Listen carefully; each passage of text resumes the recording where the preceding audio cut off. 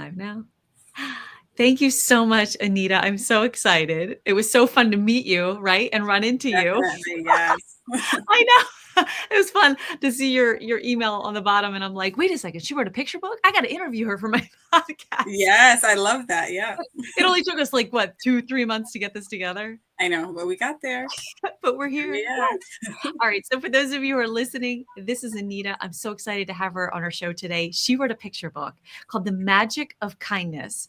And Anita, it was so cute. I even saw a kid today who had like this kindness shirt on. And I was like, I'm interviewing a lady tonight and she wrote a picture book on kindness. And then, so look, I'm wearing one too. It says "Be kind." I didn't even plan that, and it worked out. Oh my gosh! And now that you're saying that, I have a kind shirt. Oh my gosh, that's so fun. Okay, yeah, we're gonna do a second follow up part 2 to this, and I'll put my kindness. And we're all gonna wear our kindness shirts. We'll get it together one of these days. Anyway, Anita, welcome to Momnificent. Thank you Today, so much. for our listeners, we have Amazon's March 2021 bestseller in the 30-minute parenting and relationships short reads category with Anita's picture book for kids, The Magic of Kindness. Anita is a native of Brooklyn, New York, raised in Boston. All right, watch. I might pull out my Boston accent. When I suck on a mint, sometimes I'm like, where's my coffee? It's on top of the box. And I get this accent because I think it's so funny. So I sort of developed it a little bit. Anyway, all right, back to you. Raised in Boston. I just love that. And her cultural background is from the Caribbean island where I have yet to go to, Trinidad and is it Tobago or Tobago? Tobago. Yes. I think that's so cool. Oh, that is like a whole other podcast. I'd love to learn more about you on that. And we'll stick to the questions I gave you. What's one thing that you haven't what's one thing you've done recently that you haven't done for a while that just brings you joy? So recently I started a kickboxing class. So I know like exercise and you're like, that brings you joy. But I started a kickboxing class because I started like feeling like I didn't have that energy. You know, so I said I needed like a pick-me-up just to get back into the groove of things. So it's a 6-week challenge. So I had to put some money down. I have to like send a weigh-in picture every Monday. I have to send them like pictures of my meals, like my breakfast, lunch, and dinner. And then I have to go to the kickboxing class 3 times a week. So it's been tough, but I feel like so much better like going through it. So that's what's been recently bringing me joy.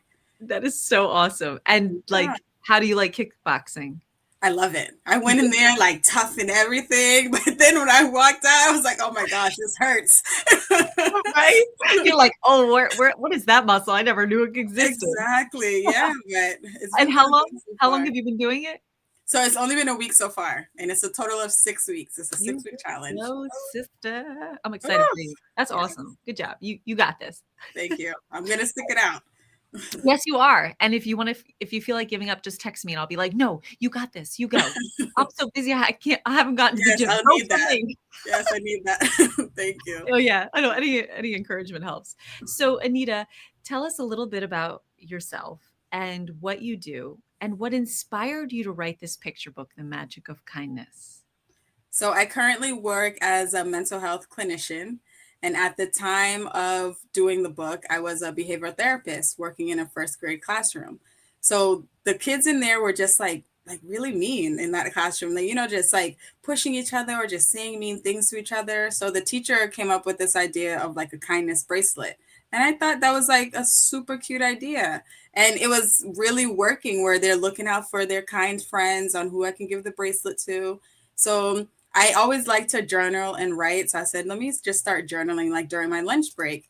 And I started like writing about like my experience just being in the classroom.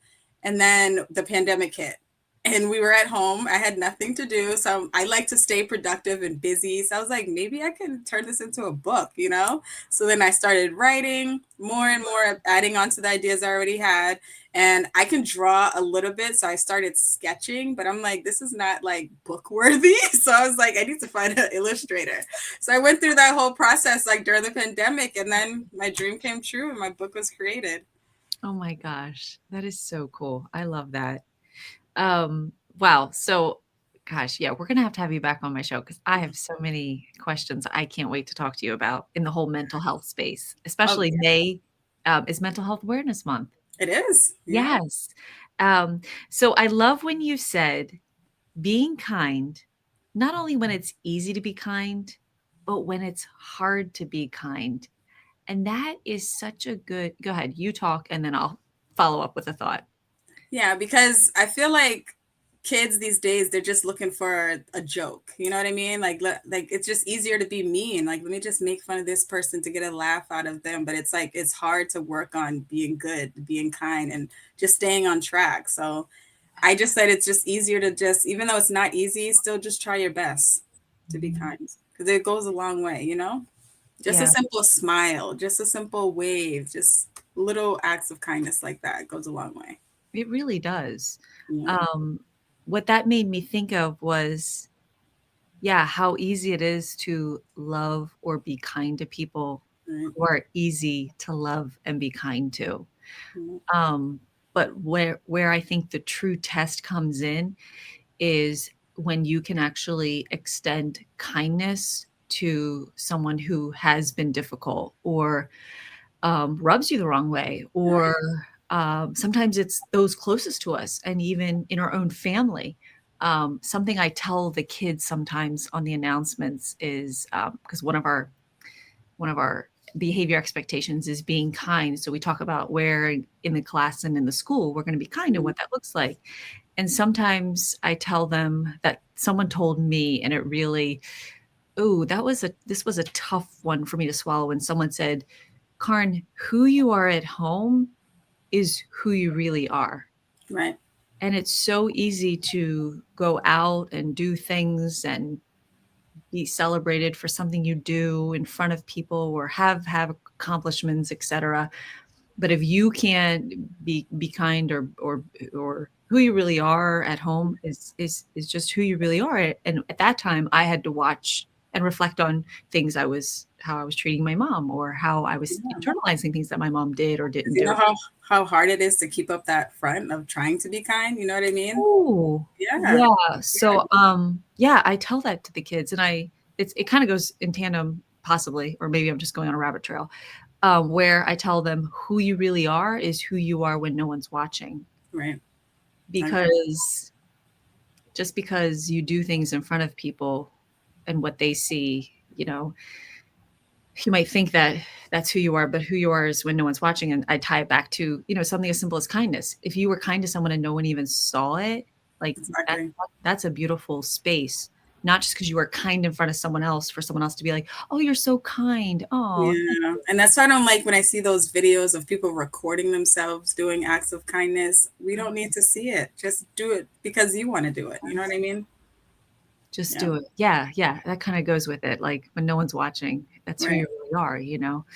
And you know what's interesting? So, on the topic of mental health awareness, now that I'm really digressing for 2 seconds, I was at a trauma awareness conference on Saturday, and the lady said when kids, I'm probably going to mess it up, but I'm going to fudge my way through it. When kids have experienced trauma and they aren't kind, for example, their brain or their now that's the part I'm going to get it wrong, hasn't been wired for that sort of kindness in a sense. So maybe Yep. that's the work that you are doing. And I didn't think of it like that because I guess I just believe everyone kind of is kind somewhere in their space in there. And And we I just just, go it's ahead. funny that you had that trauma. I just recently did a trauma care seminar as well on Wednesday, Thursday, and Friday. And they showed like images of your brain when it's been through the trauma and, a brain when it hasn't. And it's like very significant changes. So it's like, Yes. it does it, like, even though you don't might not see it or anything, but it really affects us. Hmm. Yeah. Yeah. So back to your back to your I know book. we keep getting No, sidetracked. that's why I'm like, oh, I'm having you back on. This is so good. Kindness goes such a long way, and it's free.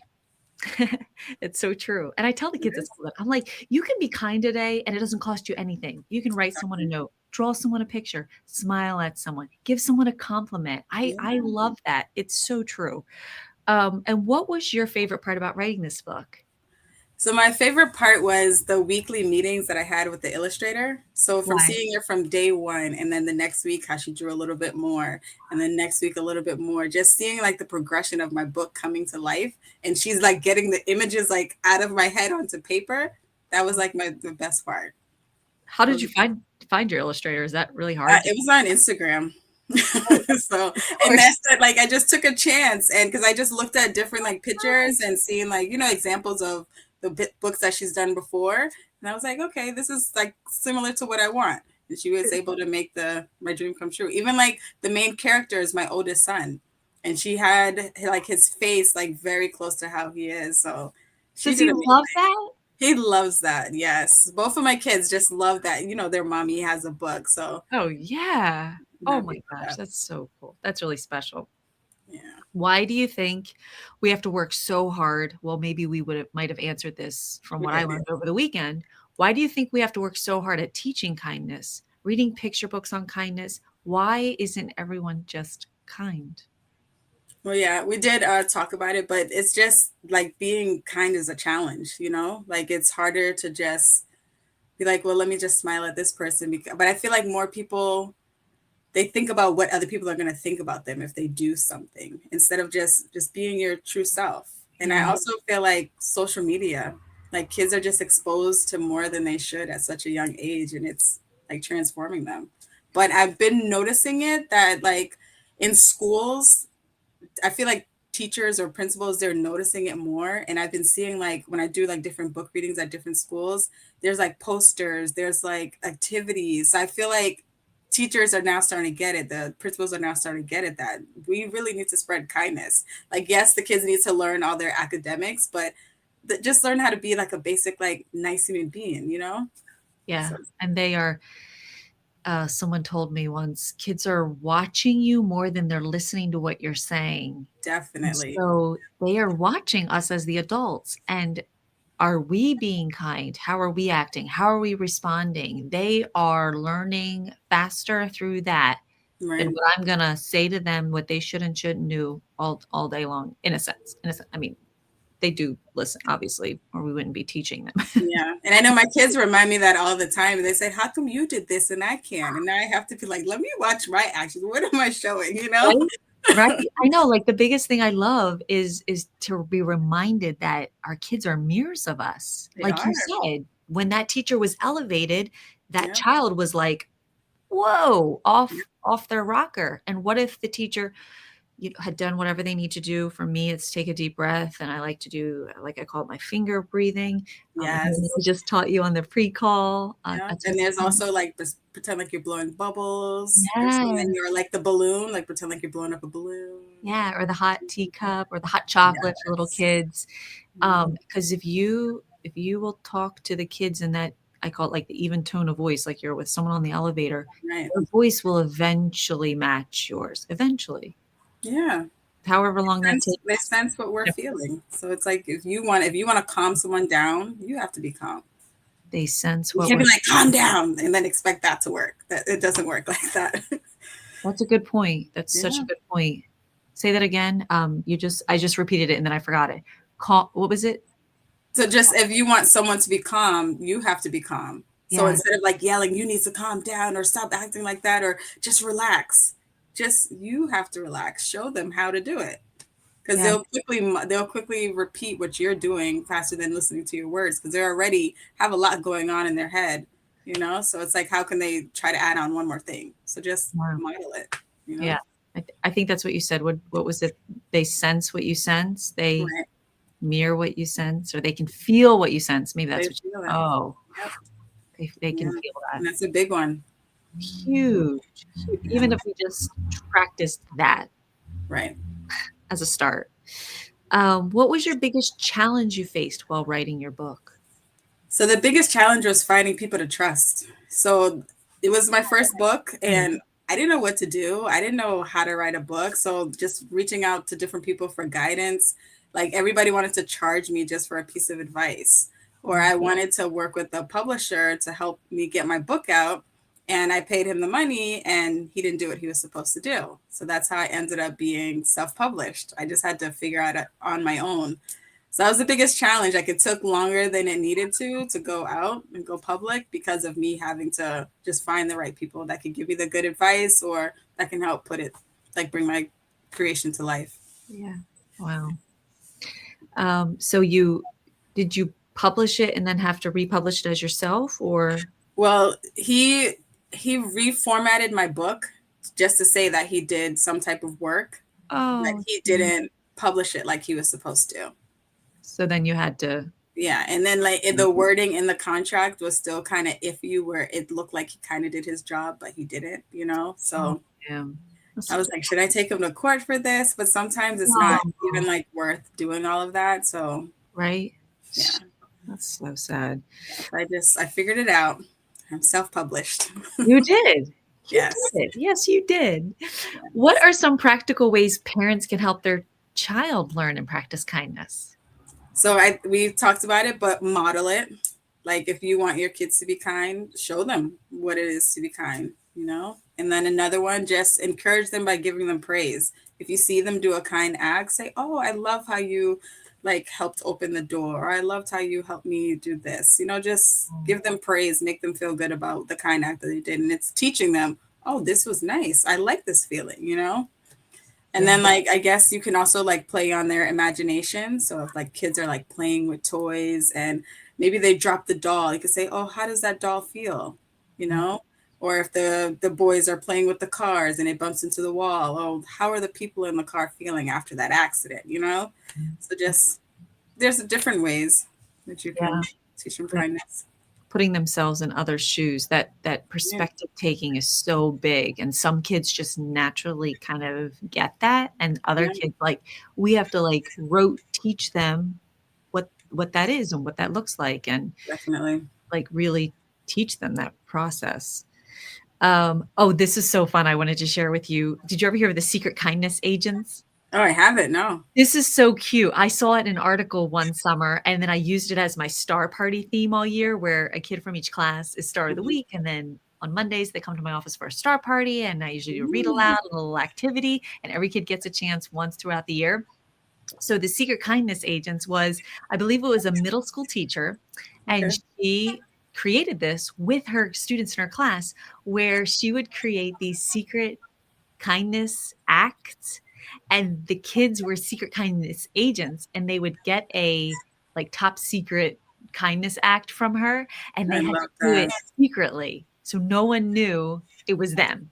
And so it walks Oh, the kids through these ideas, and then the challenge was for them to incorporate a secret act of kindness, like with nobody knowing, and then they became like our school secret kindness agents. yeah, I love that. That's a really good idea. Kids, it like, and there were stories in the book of kids impacted by it and how it made them feel and what the experience was for them, and it was so Nice. cute. And then I think those 2 teachers, or 1 teacher, or I don't know if she linked up with someone, they wrote a little book and put some of the stories in it of the kids, and I would read some of that to the other our kids so that they could hear like, "Oh, here's an example of what that might look like."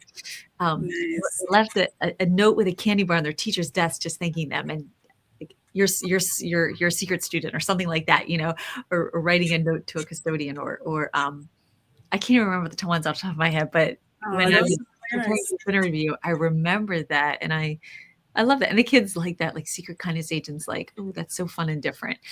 Yeah, And that's really cute. Yeah, and I'm pretty sure they like doing like a little job. That's a oh, really good idea. they Yes. do. They like when it comes to something secret. And, Mhm.